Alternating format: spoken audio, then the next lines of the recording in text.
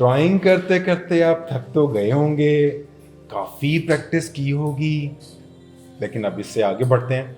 Drawing आप करते रहिए, डिज़ाइन की बेसिक्स हैं, बहुत ज़रूरी हैं।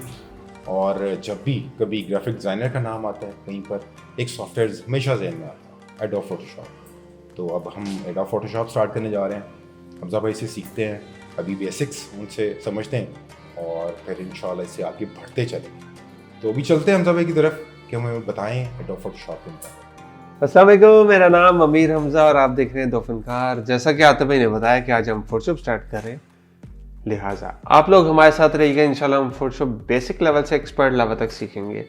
फोटोशॉप के अलावा भी बहुत से ऐसे सॉफ्टवेयर हैं जो कि हमारी इस फील्ड में यूज़ होते हैं, जैसे कि लाइटरूम है, XD है, इनडिज़ाइन है, आफ्टर इफेक्ट्स है, इलस्ट्रेटर है, जो कि video animation, UI UX, photo editing वगैरह के लिए यूज़ होते हैं।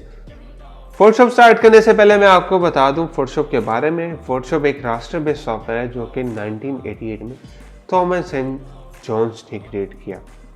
ये फोटोशॉप उस टाइम पे फ़ोटो एडिटिंग वगैरह के लिए यूज़ होता था।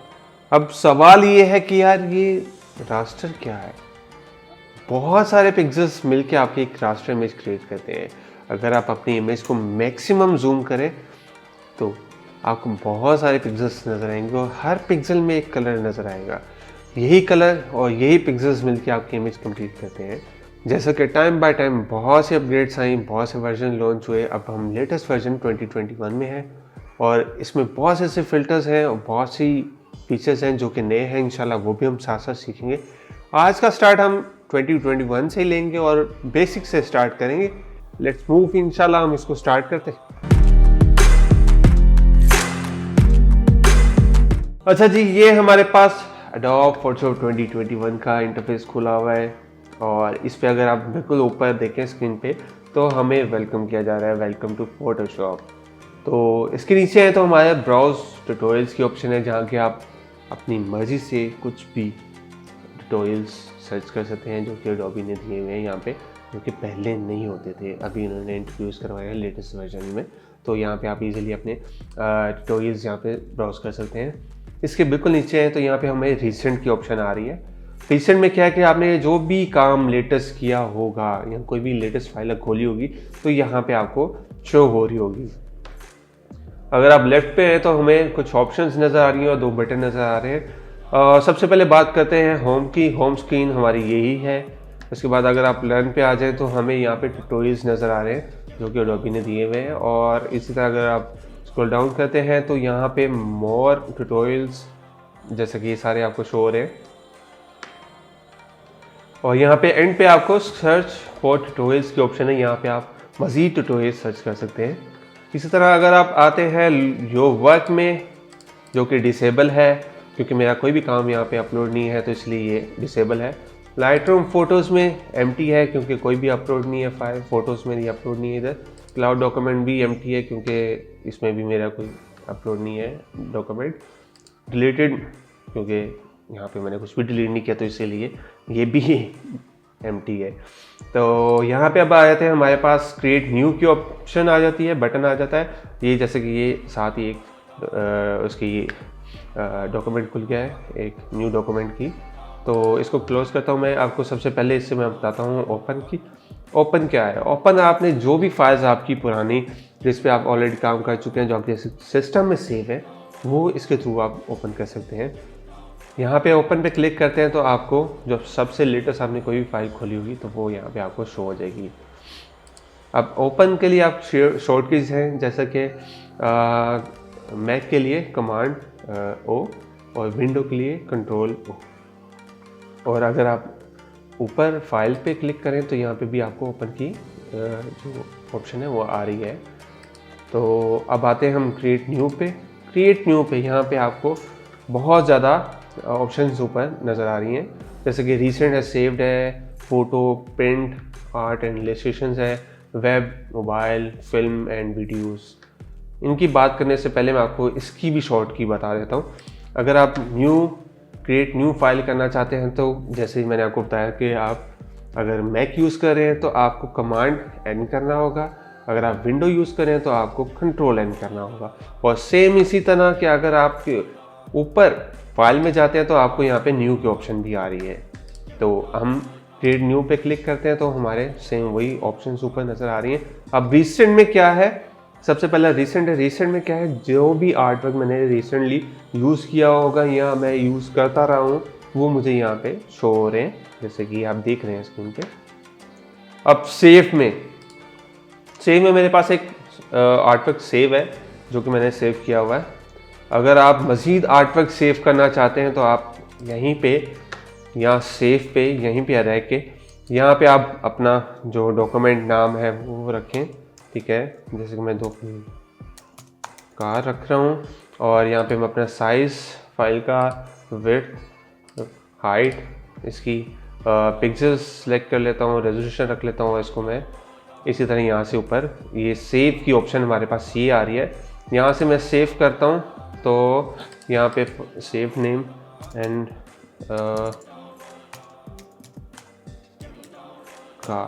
फनकार के नाम से इसको मैं सेव कर लेता हूँ। यहाँ पे हमारे पास ये सेव हो गया। तो सेव आप इस तरह यहाँ से इस ऑप्शन से सेव कर सकते हैं अपने कोई भी आर्ट वर्क। तो अगर मैं फ़ोटो में आता हूँ तो हमारे पास कुछ फ़ोटो साइजेस यहाँ पे ऑलरेडी दिए हुए हैं जो कि बहुत कॉमन है, या ज़्यादातर जो यूज़ होते हैं एडोबी ने हमें ये यहाँ पे दे दिए हैं। व्यू ऑल करता हूँ तो हमारे पास मज़ीद यहाँ पे फ़ोटो साइजेस शो हो रहे हैं। अब मैं प्रिंट पे आता हूँ। प्रिंट पे हमारे पास ऐसे साइजेस हैं जो कि हमारे मार्केट में ऑलरेडी या ज़्यादातर यूज़ होते हैं, ये वो साइजेस हैं। और बहुत ज़्यादा ऐसे लोग हैं जिनको नहीं पता कि ये साइजेस किस लिए यूज़ होते हैं और ये ए सीरीज़ बी सीरीज़ की यूज़ होती है। अब बात करूँ तो यहाँ पे हमारे पास सबसे पहला लेटर साइज़ है जो कि हमारा बिजनेस डॉक्यूमेंट्स वगैरह के लिए यूज़ होता है। अगर मैं लीगल पे आता हूँ तो ये हमारा स्टाम्प पेपर्स वगैरह के लिए यूज़ होता है पेपर। टेब्लॉयड है, ये हमारा यूरोप वगैरह में जो न्यूज़पेपर स्मॉल साइज में न्यूज़पेपर होते हैं ये उसके लिए यूज़ होता है। इसी तरह अगर मैं A4 पे क्लिक करता हूँ तो A4 जो हमारा साइज़ है ये हमारा ज़्यादातर यूज़ होने वाला कॉमन साइज़ है, जो कि हमारा लेटर हेड वगैरह के लिए भी यूज़ होता है और स्टेशनरी वगैरह के लिए भी यही यूज़ हो रहा होता है। अब A6, अब ये A4, A6, A5 ये क्या है ये ज़्यादातर नहीं पता। अब मैं आपको बताता हूँ ये साइजेस, जैसा कि सीरीज़ A स्टार्ट होती है A0 से और A10 तक जाती है। सबसे बड़ा साइज़ इसमें A0 है। अगर आप A0 को हाफ करते हैं तो A1 आ जाता है, A1 को हाफ करेंगे तो A2 का साइज़ आ जाएगा, A2 को हाफ करेंगे A3 हाफ करेंगे A4 हाफ A5 को हाफ करेंगे A6, इसी तरह A7, A8, A9 और A10 लास्ट इसमें साइज़ है। इसी तरह B सीरीज़ का भी सेम ये सीक्वेंस है, C सीरीज़ का भी सेम सीक्वेंस है। तो A6 जो हमारा है ये ज़्यादातर हमारे पोस्ट कार्ड वगैरह में यूज़ होता है साइज़। A5 हमारा जो डायरीज़ और फ्लायर्स वगैरह हमारे मार्केट में होते हैं वो इसके लिए A5 यूज़ हो रहा होता है। A3 हमारा, जैसा कि आप मार्केट में पोस्टर्स वगैरह लगे देखते हैं दो के A3 वगैरह में, या हम प्रिंट करवाते हैं अक्सर पोस्टर्स तो वो A3 में होते हैं। अब B5 हमारा ये प्रोफेशनल प्रिंटिंग में यूज़ हो रहा होता है, जैसे कि हम मैगजीन्स वगैरह या एड्स फ्लायर्स वगैरह जो होते हैं उनमें ये यूज़ होता है। B4 हमारा जो पेपर साइज़ है वो हमारा लिटिल साइज़ जो पोस्टर्स होते हैं उनके लिए यूज़ हो रहा होता है। अब B3 हमारा स्मॉल साइज पोस्टर्स जो होते हैं उनके लिए यूज़ होता है। अब C5, C4, C5, C6, DL ये सारे साइजेस हमारे इन्वेलप वगैरह के लिए यूज़ होते हैं। अब जैसे कि मैं DL की बात करता हूँ, DL हमारा सबसे ज़्यादा कॉमन यूज़ होने वाला इन्वेलप है, जो कि हमारा अक्सर आप देखें तो लेटर हेड हमारा फोल्ड करके हम इन्वेलप में देते हैं। जो इन्वेलप यूज़ होता है वो ये हमारा DL साइज़ वाला होता है।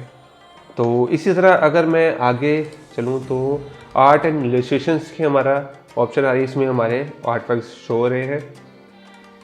इस तरह वेब में आ जाऊँ तो हमारे web common, web most common, web large, web medium, ये इन्होंने हमारे एडोबी ने हमारे लिए बहुत इजी कर दिए हैं, क्योंकि हमें जब भी कोई साइज़ चाहिए होता था हमें गूगल पे जाके सर्च करना पड़ता था साइज़, और फिर हमें या तो क्लाइंट से पूछना पड़ता था साइज़ क्या है, और वरना हमें गूगल पे सर्च करना पड़ता था साइज़, और फिर हमें इसमें रखना पड़ता था। जैसे कि मोबाइल में ऑप्शन में आता हूँ तो यहाँ पे मुझे लेटेस्ट जो फ़ोन्स हैं, आईफोन X है, आईफोन 8, 7, 6 और डिफरेंट फ़ोन्स के साइज़ नज़र आ रहे हैं। मज़ीद नीचे आऊँ तो मुझे यहाँ पे एप्पल ने एप्पल वॉच, स्मार्ट वॉच जो है उनके साइज़ भी दे दिए हैं। तो इन्होंने हमारे लिए बहुत इजी कर दिया साइज़ के लिए। से अगेन वही कि हमें गूगल पे ही जाना पड़ता था कि साइज़ वगैरह के लिए, तो इन्होंने हमारे लिए यहाँ पे साइज़ काफ़ी ज़्यादा हमें ऑप्शंस दे दिए आर्टवर्क के। सेम इसी तरह फिल्म एंड वीडियोस में आऊँ तो मैं यहाँ पे भी कुछ आर्टवर्क की ऑप्शंस नज़र आ रही हैं।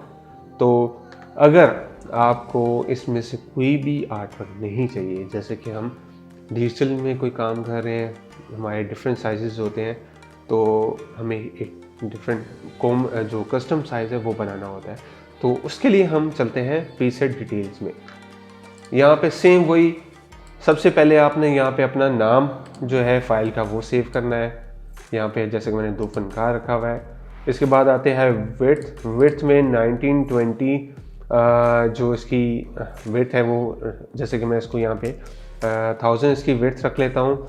अब 1000 विड्थ तो मैंने रख ली, लेकिन अब हमारा जो फोटोशॉप है इसको नहीं पता कि 1000 पिक्सल्स है, 1000 इंचेस है या क्या है। तो इसके आगे बिल्कुल आगे ऑप्शन है ये ड्रॉप डाउन, मैं इसको चेक करता हूँ तो यहाँ पे पिक्सल, इंच, सेंटीमीटर, मिलीमीटर्स वगैरह ये हमें यहाँ पे शो हो रहे हैं। तो यहाँ पे मैंने उसको बताना है कि हमारे जो आर्टवर्क का साइज़ है वो 1000 पिक्सल्स में होगा, 1000 इंचेस में होगा या 1000 सेंटीमीटर्स में होगा। तो जैसे कि मुझे अगर डिजिटल में या पोस्ट वगैरह के लिए मैं काम कर रहा हूँ, तो यहाँ कोई भी प्रिंटिंग वगैरह के लिए कर रहा हूँ, तो मुझे उसको साइज़ यहाँ पे डिफ़ाइन करना है, तो मैं अभी पिक्सल्स रख लेता हूँ। इसी तरह अगर मैं बात करूँ तो नीचे बिल्कुल इसके नीचे हाइट है, मुझे यहाँ पे इसकी हाइट उसको बतानी है कितनी होगी फाइल की। अब मैं यहाँ पे 500 रख लेता हूँ हाइट इसकी। इसके आगे है ओरिएंटेशन। ओरिएंटेशन में क्या है, मुझे 2 ऑप्शन नज़र आ रही हैं, एक पोर्ट्रेट है और एक लैंडस्केप है। अब मैं जैसे कि पोर्ट्रेट सेलेक्ट है, अगर मैं लैंडस्केप सेलेक्ट करता हूँ तो ये हमारी जो फाइल है वो लैंडस्केप में आ जाएगी। अगर मैं पोर्ट्रेट सेलेक्ट करता हूँ तो मेरा जो फाइल साइज़ था वो शफल हो गया है। क्यों? क्योंकि विड्थ अब कम हो गई है पोर्ट्रेट में और हाइट ज़्यादा हो गई है, तो इसलिए ये शफल हो गया है। इसी तरह अगेन मैं अगर लैंडस्केप सेलेक्ट करता हूँ तो ये अगेन शफल हो गया है। इसके बाद हमारे पास ऑप्शन आ रही है आर्ट बोर्ड्स की। आर्ट बोर्ड्स क्या है, जब अगर मैं बात करूँ पिछले पुराने वर्जन्स की, हमें अगर UI UX में काम करना होता था तो हम जैसे कि वेबसाइट में बहुत सारे पेजेस होते हैं, तो हमें हर पेज के लिए अलग अलग फाइल बनानी पड़ती थी। तो अब ये है कि हमें उसकी अलग अलग सेव करनी पड़ती थी और अगेन सब सेव अलग अलग करना पड़ता था। अब ये हमारे पास आर्ट बोर्ड की ऑप्शन ऑलरेडी उन्होंने एडोब ने हमें दे दी है। इसका फ़ायदा ये है कि हम एक ही फाइल के अंदर अपने मल्टीपल जो साइजेस हैं या पेजेस हैं वो एक ही फाइल के अंदर हम बना सकते हैं, सेव कर सकते हैं और एक ही टाइम में इसको सब पे काम कर सकते हैं। तो ये ऑप्शन हमारे यहाँ से आप इसको चेक कर सकते हैं अगर आपने आर्ट बोर्ड बनाना है तो। इसी तरह अगर आप नीचे आए तो हमारे पास रेजोल्यूशन की ऑप्शन आ रही है। रेजोल्यूशन जैसे कि पहले 72 थी, अब 72 रेजोल्यूशन क्या है? 72 रेजोल्यूशन हमारी जो डिजिटल या हमारी स्क्रीन जो है इसमें ज़्यादातर ये रेजोल्यूशन जो यूज़ हो रही होती है 72। अगर मैं बात करूँ प्रिंटिंग की तो जो कि बहुत ज़्यादा कॉमन है 72। अगर आप डिजिटली के लिए काम कर रहे हैं तो 72 रख लें, प्रिंटिंग के लिए करना है तो 300 रख लें, तो यहाँ पे 300 मैं रखता हूँ। अगर मैंने प्रिंटिंग के लिए काम करना है तो मैं 300 रख लूँगा। अब मज़ीद यहाँ पे बहुत लोगों के क्वेश्चंस आते हैं कि यार मेरा आर्टवर्क का साइज़ तो बहुत बड़ा है, मेरी फाइल जो है बहुत हैवी हो जाती है, तो मैं क्या करूँ? तो बिल्कुल ऐसा नहीं है कि आप सिर्फ रेजोल्यूशन जो है 300 तक रख सकते हैं, ऐसा बिल्कुल नहीं है। आप इसको 600 भी ले जा सकते हैं, आप इसको 900 भी ले जा सकते हैं। अगर आपके जैसे आप कोई बिलबोर्ड डिज़ाइन कर रहे हैं 30 फीट का, तो आप उसको आप किस तरह से डिवाइड करेंगे, उसकी रेजोल्यूशन किस तरह रखेंगे वो भी मैं आपको बताता हूँ। कि आप अगर 30 फीट है तो उसको 3 पे डिवाइड कर सकते हैं। जैसे कि अगर 30 फीट है तो मैं उसको 10 फीट पे रख सकता हूँ और उसका जो रेजोल्यूशन है उसकी मैं फिर अगर मैं 3 पे डिवाइड किया तो 3 से मल्टीप्लाई कर दूंगा रेजोल्यूशन को, जैसे कि 300 है मल्टीप्लाई बाय 3 तो उसको हम 900 रेजोल्यूशन रख सकते हैं। इसी तरह ये पिक्सेल्स इंच की ऑप्शन है और पिक्सेल्स सेंटीमीटर की ऑप्शन है। अब ये क्या है, पिक्सेल्स पर इंच। अगर मैंने 300 सेलेक्ट किए हैं तो पिक्सेल्स पर इंच मतलब कि 1 इंच के अंदर 300 पिक्सेल्स होंगे। अगर इसी तरह मैं अगर 600 सेलेक्ट रखता हूँ रेजोल्यूशन तो मेरे 1 इंच के अंदर 600 पिक्सेल्स आएंगे। अब जैसे कि मैं डिजिटल के लिए काम करूँगा तो मैं यहाँ पे 72 की रेजोल्यूशन रख लेता हूँ। इसके बाद हमारे पास ऑप्शन है कलर मोड्स की। अब कलर मोड्स में हमारे पास 1 2 3 4 5 कलर मोड्स ऑप्शंस आ रही हैं। सबसे पहले हमारे पास है बिटमैप। बिटमैप की बात करूँ तो जैसा कि इसने फॉरन 1 बिट पे ले गया है। 1 बिट पे ये होता है कि बिटमैप में हमारे पास सिर्फ 2 कलर्स ऑप्शंस हैं, एक ब्लैक कलर की और एक वाइट कलर की ऑप्शन होती है। ये मोड बहुत पहले यूज़ होता था जिसमें ये प्रेस रेडी होता था, लोगोस वगैरह इसमें बनाए जाते थे और इसको डायरेक्ट पेंटिंग के लिए भेज दिया जाता था। ये पिक्सेलेट नहीं होता। जैसे कि मैंने आपको बताया था कि जब भी आप अपनी इमेज को जूम करते हैं तो आपको पिक्सेल्स नज़र आएंगे और उसमें हर पिक्सल के अंदर कलर नज़र आएगा। जैसे कि वाइट और ब्लैक सिर्फ 2 कलर यूज़ हो रहे होते हैं और अगर आपका पिक्सल या तो वाइट होगा या ब्लैक होगा तो उसमें पिक्सेलेशन की कोई भी ऑप्शन नहीं होगी, तो मतलब कि ये पिक्सेलेट नहीं होता। तो इसी तरह मैं बात करूँ ग्रे स्केल की, तो ग्रे स्केल जैसे कि ऑप्शन है हमारे पास ग्रे स्केल, और जैसे कि आपको जेन में आ रहा होगा ग्रे ब्लैक एंड वाइट चल रहा होगा तो इसी सेम वही है, black and white he grey scale चल रहा है। इसमें हमारे पास 256 कलर शेड्स की ऑप्शन होती है। ये ज़्यादातर हमारे डिटेल वगैरह के लिए यूज़ होता है और इसमें 256 हमारे शेड्स होते हैं। RGB की बात करूं तो RGB रेड ग्रीन ब्लू ये कलर मोड हमारा ज़्यादातर डिजिटल के लिए यूज़ होता है। अच्छा जी, ये हमारे पास कलर मोड्स जो है जैसा कि बिटमैप आ रहा है और डिफरेंट मोड्स और भी हैं हमारे पास। यहाँ पे मैं आपको सबसे पहले बताता हूँ बिटमैप की। बिटमैप हमारा जो कि सबसे बहुत पहले यूज़ होता था, इसमें सिर्फ हमारे पास 2 कलर मोड्स ऑप्शन होती है। या तो हम इसमें ब्लैक कलर यूज़ कर सकते हैं या हम इसमें वाइट कलर यूज़ कर सकते हैं। और पुराने वक्तों में इसमें लोगोस वगैरह डिज़ाइन किए जाते थे और इसको डायरेक्ट पेंटिंग के लिए भेज दिया जाता था क्योंकि ये प्रेस रेडी होता है। तो इसके नीचे आते हैं ग्रे स्केल। ग्रे स्केल जैसे कि आपके जेन में भी आ गया होगा, ग्रे ब्लैक एंड वाइट की तरफ बात करें हम तो इसके अंदर 256 कलर शेड्स होते हैं ब्लैक एंड वाइट। आप इसमें डिटेल्स वगैरह ये वो क्योंकि ये हमारा ज़्यादातर जो ब्लैक कलर है वो डिटेलिंग वगैरह के लिए यूज़ हो रहा था। उसमें 256 शेड्स हैं जो कि हमारे डिटेल्स वगैरह के लिए भी यूज़ होते हैं। तो ग्रे स्केल, अगर आपने ग्रे स्केल में काम करना है ब्लैक एंड वाइट में तो आप इसको सेलेक्ट करके आप इसमें अपना काम कर सकते हैं। इसी तरह अगर आप बात करें तो नीचे ऑप्शन है हमारे पास ये RGB की, R red, G green, B blue. अब ये ज़्यादातर हमारा डिजिटल वगैरह के लिए, या हमारे अब बात करें तो स्क्रीन्स वगैरह में जितने भी लैपटॉप्स हैं या LCDs वगैरह में उसमें ये सब में हमारा RGB मोड यूज़ हो रहा होता है, कलर मोड। और इसके नीचे आए तो CMYK, C सियान, M magenta, Y yellow, K black. अब यहाँ पे आपके दिमाग में जो है क्वेश्चन होगा कि ये K को मैंने ब्लैक क्यों कहा। मैं आपको बताता हूँ कि ये ब्लैक, जैसे कि हमारे प्रिंटिंग में 4 प्लेट्स होती हैं, सियान, मजेंडा, येलो एंड की प्लेट। की प्लेट में हमारा ज़्यादातर ब्लैक यूज कलर होता है, इसीलिए इसको ब्लैक ही कहा जाता है। अब इसके नीचे लैब कलर है। लैब कलर हमारा ज़्यादातर जो इंडस्ट्रीज़ हैं, पेंट इंडस्ट्रीज़, वो इसको कलर को मोड को यूज़ करती हैं। इसके अंदर वो जैसे स्पेशल कलर्स हैं या कोई ऐसे कलर्स जो कि कलर्स वगैरह या बहुत कम डिफरेंस होता है इसमें, तो उसको इसमें इजी होता है उनके लिए क्रिएट करना या बनाना, तो इसलिए वो कलर मोड जो लैब कलर मोड है वो यूज़ कर रहे होते हैं इसको।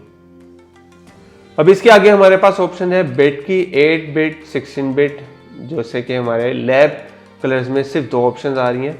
अगर मैं बात करूं RGB की तो हमारे पास यहाँ पे 3 कलर ऑप्शन आ रही है, 8 बिट 16 बिट 32 बिट। 8 बिट हमारा बहुत ज़्यादा यूज़ होने वाला बिट है। इसमें 256 शेड्स होते हैं। 16 की बात करूं तो इसमें हमारे पास 65,536 कलर्स शेड्स होते हैं। अब 16 और 8 256 और 65,000 ह्यूज डिफरेंस है इसमें। अब जैसे कि 8 बिट में आप काम कर रहे हैं तो आपको फाइल्स में अगर आप शेडोज़ वगैरह या कोई भी ऐसी कलर्स वगैरह यूज़ कर रहे हैं तो वो आपको पैचेस में नज़र आ रहे होंगे। तो वही फाइल अगर आप 16 बिट पे ले जाएं तो आपको वही जो पैचेस वगैरह हैं बहुत स्मूथ हो जाएंगे, वो आपको बहुत स्मूथ नज़र आएंगे उसमें। तो आप 16 में भी कर सकते हैं, 32 में भी कर सकते हैं, लेकिन एक चीज़ 16 बिट में आपकी फ़ाइल हैवी हो जाती है थोड़ी। 32 की बात करूं तो 32 हमारा SDR जो मोड है, हाई डायनामिक रेंज, उसके लिए यूज़ होता है। जैसे कि हमारे अक्सर LCDs वगैरह LEDs वगैरह में हमें SDR की ऑप्शन आती है, तो ये उसमें होता है। इसमें बहुत ज़्यादा फाइल हैवी होती है और मेमोरी बहुत ज़्यादा यूज़ हो रही है, तो ये इसलिए होता है इसमें। आप जैसे कि हमारा ज़्यादातर 8 बिट में यूज़ होता है, तो हम 8 बिट सेलेक्ट कर लेते हैं इसकी। बैकग्राउंड कंटेंट्स, यहाँ पे हमारे पास white, black, background colour, transparent और कस्टम। अब यहाँ पे ट्रांसपेरेंट भी कर सकते हैं, वाइट। अब बैकग्राउंड कंटेंट क्या है, हमारी जो आर्टवर्क है उसकी बैकग्राउंड जो है वो किस कलर की होगी, यहाँ पे हम उसको बताएंगे। ब्लैक, वाइट होगी, बैकग्राउंड कलर होगा, यहाँ ट्रांसपेरेंट होगी, और यहाँ पे हमारे पास है कस्टम ऑप्शन। कस्टम में हम अपनी मर्ज़ी से यहाँ पे कलर सेलेक्ट कर सकते हैं कि हम चाह रहे हैं कि हमारी जो आर्टवर्क की बैकग्राउंड है, आर्टबोर्ड की बैकग्राउंड है, वो वाइट हो, पिंक हो, रेड हो, कुछ भी जो भी आपके पसंद है कलर, वो आप यहाँ से इजीली उसको कलर सेलेक्ट कर सकते हैं। अच्छा, इसके बिल्कुल नीचे जैसे कि मैंने ये वाइट सेलेक्ट किया तो यहाँ पे कलर मोड यहाँ वाइट आ गया है। इसके बिल्कुल नीचे एडवांस ऑप्शन हमारे पास है। इसके नीचे हमारे पास कलर प्रोफाइल की ऑप्शन आ रही है। कलर प्रोफाइल में आप देखें तो हमारे पास बहुत ज़्यादा ऑप्शंस हैं। अब कलर प्रोफाइल क्या है, कलर प्रोफाइल जैसे कि हमारे सिस्टम्स हैं उनकी प्रोफाइल अलग है, LEDs हैं उनकी प्रोफाइल अलग होती है। अगर मैं बात करूँ एडोब फोटोशॉप 1998 की, उनकी प्रोफाइल अलग थी। तो जैसे कि उन्होंने यहाँ पे हमें ऑप्शन दी हुई है एडोब RGB 1998। एप्पल की प्रोफाइल एक अलग है, तो एप्पल की भी यहाँ पे RGB की ऑप्शन दी हुई है। इस तरह कलर मैच है, इमेज P3 है, प्रो फोटोज़ है, sRGB। अच्छा, ये sRGB जो है हमारा सबसे ज़्यादा यूज़ होने वाला कलर प्रोफाइल है। जैसे कि मैं बात करूँ कैमरास वगैरह की, अपने LCDs वगैरह की, तो इसमें ज़्यादातर यही प्रोफाइल जो है यूज़ हो रही होती है, तो इसलिए हम इसको ही सिलेक्ट करेंगे और ज़्यादातर यही यूज़ होती है। इसके बाद हमारे पास पिक्सल एस्पेक्ट रेशो आ रही है। अब यहाँ पे स्क्वायर पिक्सल्स है, क्योंकि हमारे ज़्यादातर जो पिक्सल्स हैं वो स्क्वायर में होते हैं। जैसे कि कैमरास वगैरह में, LCDs वगैरह में, हमारे कंप्यूटर्स वगैरह में जो स्क्वायर पिक्सल्स हैं वो यूज़ हो रहे होते हैं। अगर मैं बात करूँ प्रोफेशनल कैमरास वगैरह जैसे कि रेड है या कोई और कैमरास जो प्रोफेशनल यूज़ होते हैं, उसमें हमारे पास काफ़ी ऑप्शंस होती हैं। इसमें जैसे कि हमारे पास ऑप्शंस आ रही हैं वाइड स्क्रीन, उसमें पिक्सल्स की डिफरेंट होते हैं, साइज़ बड़े, आप SDR है जैसे मोड में, तो उनके पिक्सल्स और इनके सब में प्रोफाइल में फ़र्क आ रहा होता है। तो इसीलिए हमारे पास यहाँ पे ऑप्शंस हैं, आप कुछ भी यहाँ पे सिलेक्ट कर सकते हैं अगर आप वीडियोज़ वगैरह के लिए काम करें या कुछ भी ऐसा। तो जैसे कि मैं काम कर रहा हूँ डिजिटल के लिए, तो यहाँ पे हम स्क्वायर पिक्सल्स ही सिलेक्ट करेंगे, ठीक है। इसके बाद हमारे पास क्लोज की ऑप्शन आ रही है और यहाँ तो क्रिएट की ऑप्शन आ रही है। अगर मैं क्रिएट करूँगा तो मेरा यही जो मेरे साइजेस वगैरह लगे हुए हैं, इसमें एक जो प्रोफाइल या कलर जो भी हम सिलेक्ट करके सारी सिलेक्ट करके हमने इसको क्रिएट करते हैं, तो हमारा एक आर्टबोर्ड क्रिएट हो जाएगा। अगर मैं क्लोज करूँगा तो ये क्लोज हो जाएगा। तो जैसे कि मैंने ऊपर नाम रखा, साइजेस वगैरह, विड्थ बताई, इसको पिक्सल सेलेक्ट कर लिया 500, उसकी हाइट रख ली, ओरिएंटेशन मैंने सेलेक्ट कर ली, रेजोल्यूशन मैंने अपनी बता दी क्योंकि मैं डिजिटल में काम कर रहा हूँ, तो इसके लिए मैंने सैम्पल रखी है। कलर मोड RGB, क्योंकि सेम वही मैंने आपको बताया कि मैंने डिजिटल जो स्क्रीन वगैरह के लिए काम कर रहा हूँ। तो इसमें मेरे मोड RGB रहेगा, 8 बिट वाइट बैकग्राउंड, नहीं मैं इसमें सेलेक्ट कर लेता हूँ ब्लैक बैकग्राउंड, क्योंकि मुझे ज़्यादातर जो ब्लैक बैकग्राउंड है वो पसंद है, तो मैं वो सिलेक्ट कर लेता हूँ। और प्रोफाइल सेम वही, स्क्वायर पिक्सल्स। तो यहाँ से मैं क्रिएट करता हूँ तो हमारे पास ये हमारा आर्ट वर्क जो आर्टबोर्ड है वो क्रिएट हो गया है यहाँ पे, ये देखें। तो इंशाल्लाह नेक्स्ट क्लास में हम मज़ीद टूल्स वगैरह की बात करेंगे, और इंशाल्लाह स्टेप बाय स्टेप मैं आपको सब टूल्स वगैरह बताऊंगा, और इंशाल्लाह हम फोटोशॉप बेसिक लेवल से एक्सपर्ट लेवल तक सीखेंगे इंशाल्लाह। तो यहाँ की आज यहाँ पे हम क्लास ख़त्म करते हैं, इंशाल्लाह नेक्स्ट क्लास में मिलते हैं। Thank you. हमने हमजा भाई के साथ बेसिक बहुत डिटेल में समझा। अब इंशाल्लाह हम इससे नेक्स्ट स्टेप पर मूव करेंगे नेक्स्ट वीडियो में। उसके लिए आप हमारे साथ कनेक्टेड रहिए, चैनल सब्सक्राइब कर लीजिए, बेल आइकन हिट कर लीजिए, ताकि अगली वीडियो का नोटिफिकेशन आप तक पहुंच जाए। तो इंशाल्लाह बहुत जल्द अगली वीडियो में मिलते हैं और हम लेयर्स, टूल्स सब कुछ डिटेल में समझते हैं। बहुत शुक्रिया।